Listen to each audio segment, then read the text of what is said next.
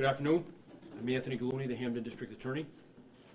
We are here to address the death of Orlando Taylor III, which occurred on January 9th, 2022 on Genesee Street in the city of Springfield. Massachusetts law directs that district attorneys control all death investigations within their jurisdictions. All deaths are unquestionably tragic, and few have more impact and draw more scrutiny than when police officers are involved in those deaths. As in this case, and with any homicide, we must remember and respect that there is a family grieving for a loved one whose life was taken suddenly and traumatically. When these circumstances arise, we district attorneys, as elected leaders, bear the responsibility of investigating and determining if the use of force leading to one's death was appropriate and lawful. All death investigations, especially those involving an officer's use of deadly force, must be investigated openly, transparently, and objectively. And the process by which this investigation is conducted must be methodical, thorough, and consistent. This process and the consistency and transparency that must be its hallmarks is first about a fair and just outcome. But second, it's about building trust in law enforcement in all communities. Incidents like this one have sparked unrest and distrust for police across our country. It is incumbent on us, on me, to ensure that this incident does not deter or erode a positive relationship between law enforcement and the community that we serve, which is a critical component to a safe and united community. In fact, it's an occasion to show professionalism, decency, and respect, to build trust and strengthen relationships while we deal with a tragedy in all its dimensions. And when a police officer exercises good training, skill, and judgment, we have as much responsibility to prove that as we do when the opposite occurs. None of this will happen with knee-jerk reactions or piecemeal conclusions. This is why my office and I have followed a nationally recognized and proven model that focuses on consistency, communication, and transparency in these kinds of investigations. After receiving the news on Sunday, January 9th, my office and I began our investigation. On January 10, a letter went to the Springfield Police Department to the attention of the captain of the Springfield Police Major Crimes Unit, asking for all materials and evidence to be provided immediately to my office. This included body-worn camera footage, Ring doorbell video footage, additional video from a private residence on Cash Street, witness and victim statements, use of force statements, first responder reports, crime scene reports and photos, 911 call and dispatch logs, shot spotter reports, and the Springfield Police Department's electronic control weapons policy. Additionally, we sought and received an expedited autopsy report from the Office of the Chief Medical Examiner and its accompanying toxicology report. I also sought and received an expedited ballistics report from the Firearms Identification Section of the Massachusetts State Police. At the appropriate times, my office has been in contact with Mr. Taylor's family, who was afforded the opportunity to come to the office and view the videos. Other community leaders were also engaged and informed of the office's protocol, its likely timeline, and the nature of the investigation. Over the past week and a half, my foremost goal has been to maintain the integrity of this investigation, while understanding that its outcome and conclusions hold great importance to many people and the community at large. It is my responsibility to ensure that this office acts independently and with unequivocal integrity. The involved parties and the public deserve and rightfully expect a district attorney's office that makes its decisions based on facts, evidence, and the law, free of disposition or bias. A full, fair, and transparent investigation has been the goal, and one that I believe that we have reached here today. On January 9th, 2022, a named male victim called 911, reporting that an unidentified male attempted to stab him several times while walking in the vicinity of Cass and Liberty Streets at approximately 9:30 in the morning. He provided a detailed description of this assailant. Officers Arhel Falcone and Christopher Roberts were dispatched to the scene and on the lookout for a male dressed in black Converse Chuck Taylor sneakers, black pants, black pea coat, with a black mask. Call recordings show the caller did not know the identity of the suspect. Officers only had the description that was given. At about 8:45 a.m., Officers Falcone and Roberts notified dispatch that they had a possible suspect matching the description in the area of 110 Franklin Street. Officers noted that as soon as Mr. Taylor saw the cruiser, he turned and began walking in the opposite direction. Based on the information that they had been provided and their own observations of Mr. Taylor, they had ample reasonable suspicion to perform a lawful investigative stop. Officer Roberts pulled the cruiser up next to Mr. Taylor on Franklin Street, and both officers exited the cruiser. At the time the officers exited their vehicle, neither officer had drawn his firearm or any other weapon. As they exited the cruiser, Officer Roberts stated that Mr. Taylor began moving away from officers, while keeping his right hand in his pocket. Body-worn camera footage from Officer Roberts and ring camera footage both recorded Officer Roberts loudly and clearly ordering Mr. Taylor to stop and, quote, drop it multiple times as soon as he exits the cruiser. Body-worn camera footage shows Mr. Taylor moving away from police as both officers shouted him, quote, drop it. As Officer Roberts chases behind Mr. Taylor, Officer Falcone comes from behind the rear of the cruiser and attempts to grab onto Mr. Taylor's left side and arm with only his bare hands. Officer Falcone had not unholstered any weapons at that juncture. Officer Roberts' body-worn camera then shows Mr. Taylor lunge and thrust with a sharp object in his right hand into the face and neck area of Officer Falcone, thereby stabbing him. The stab wound causes Officer Falcone to fall to the ground as he bleeds from the wound.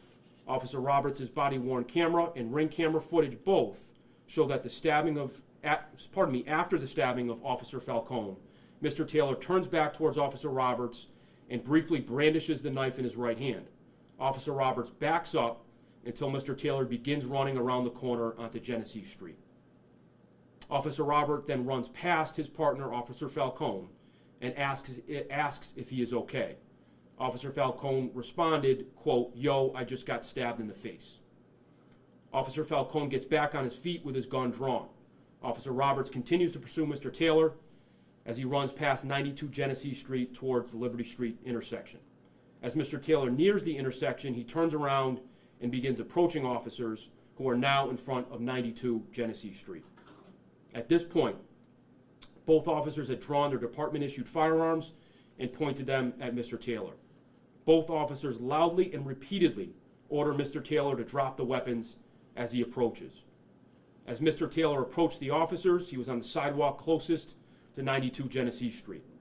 He then crossed the street in a diagonal fashion while still moving in the direction of officers. As he does this, body-worn camera and the ring video both show Officers Falcone and Roberts backpedaling with their guns drawn as they attempt to maintain physical distance from Mr. Taylor. Throughout this encounter, officers clearly and continuously order Mr. Taylor to drop the weapon. In the view of the various cameras, it is also apparent that both officers attempted to keep distance from Mr. Taylor when he faces them and ultimately charged at Officer Falcone. As Mr. Taylor charged, he raised his right hand to head level in a manner consistent with preparing for a downward stabbing motion as he runs directly towards Officer Falcone. Officer Falcone then discharged his service weapon twice at close distance. Body-worn camera footage from both officers and the ring video show Mr. Taylor to be approximately 6 feet away from Officer Falcone when the shots are fired. Body-worn camera from Officer Roberts and ring video show that Officer Falcone was still backpedaling as he fired the shots at Mr. Taylor, as Mr. Taylor charged toward him in close distance rapidly on the officer. At this point, I want to warn you, we're going to show a portion of the videos that is graphic and may be disturbing to some viewers. Jason?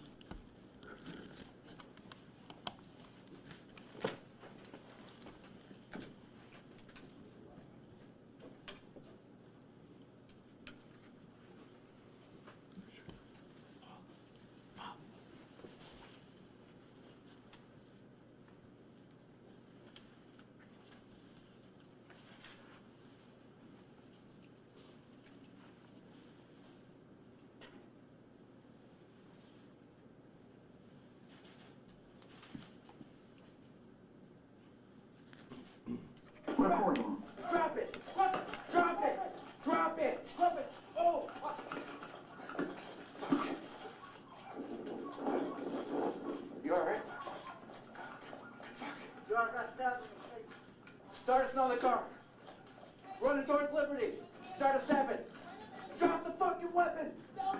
Drop the weapon! Drop it! Drop the weapon! Drop it! Drop the weapon! Drop it! Drop the weapon! Drop it! Shots fired! Shots fired!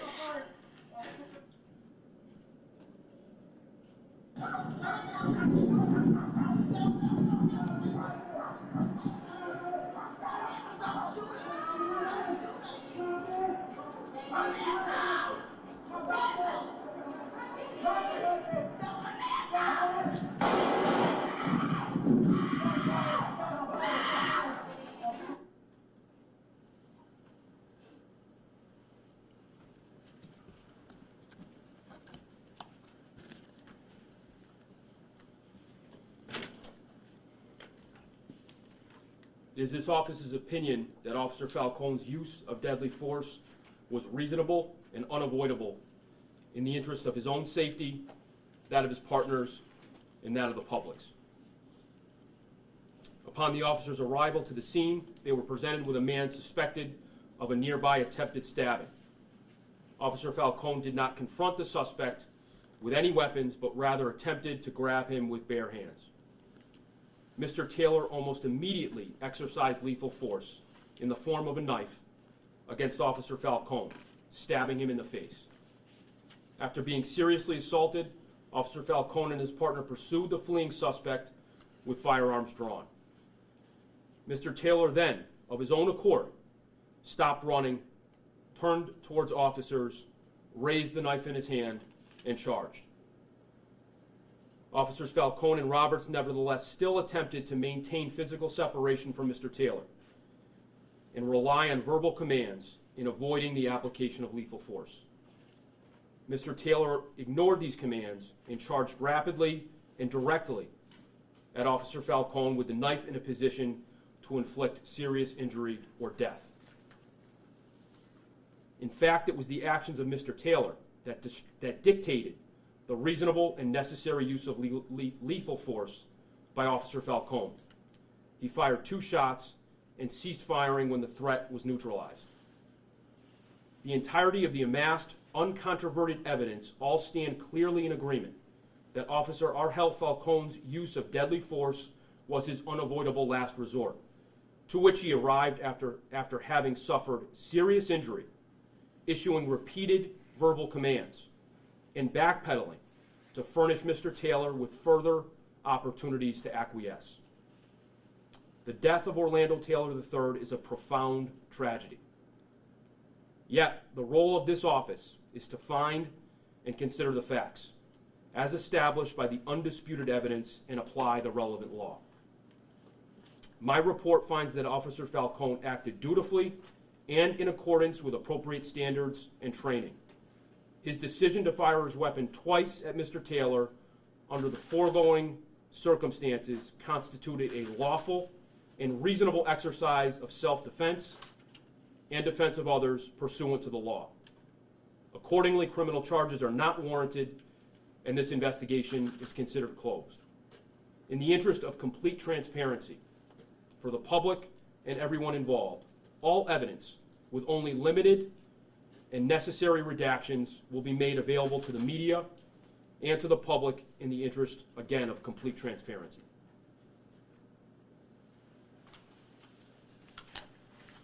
Happy to take any questions.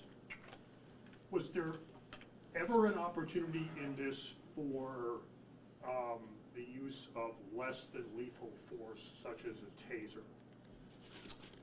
In my legal opinion, as it's expressed in the memo, based on the standards and training which I adopt as reasonable of the Springfield Police Department, it was appropriate for officers at that point, once lethal force had been applied by Mr. Taylor in the form of the stabbing, that they had the right, and really frankly it was necessary for them to respond with their own deadly force. And given the obvious facts as shown in the video, the charging individual towards them who had already exhibited his ability and willingness to use lethal force, Officer Falcone's drawing of his firearm and use of his firearm in the form of lethal force was appropriate and at least arguably necessary.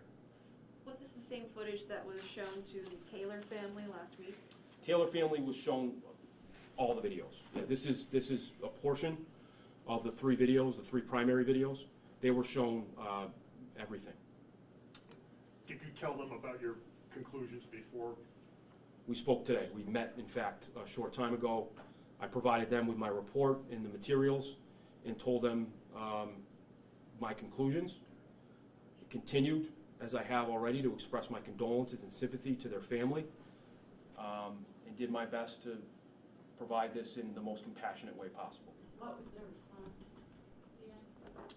DA? There were several members of the family. The response was generally understanding. There was some questions and some disagreement expressed, but it was amicable is not the right word, Stephanie, but it was a productive discussion and a respectful discussion, and we ended with handshakes.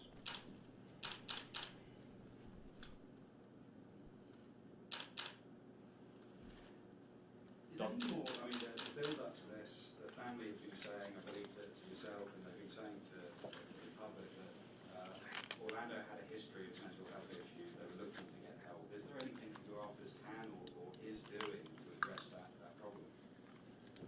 Doug, it's a great question, and it's one I think that calls on larger circumstances than what was my job here today. You know, I think it's clear, and I know the family has expressed that Mr. Taylor had been dealing with mental health issues. And I think on the day of this incident, he was in the throes of a crisis. My job was to analyze the facts, apply the law, and make a decision as to whether there were criminal charges, and clearly my decision is no. Speaking outside of that role, I think clearly as a society we have to do a better job with mental health. And probably more particularly as a criminal justice system, we have to do a better job with mental health because it drives a lot of the work that we do, and it drives and is a part of tragedies like this. But that cannot be faulted upon the police officers or Officer Falcone. In this scenario, they were presented with a very dangerous situation and injury, and they acted in accordance with the law and in accordance with their training.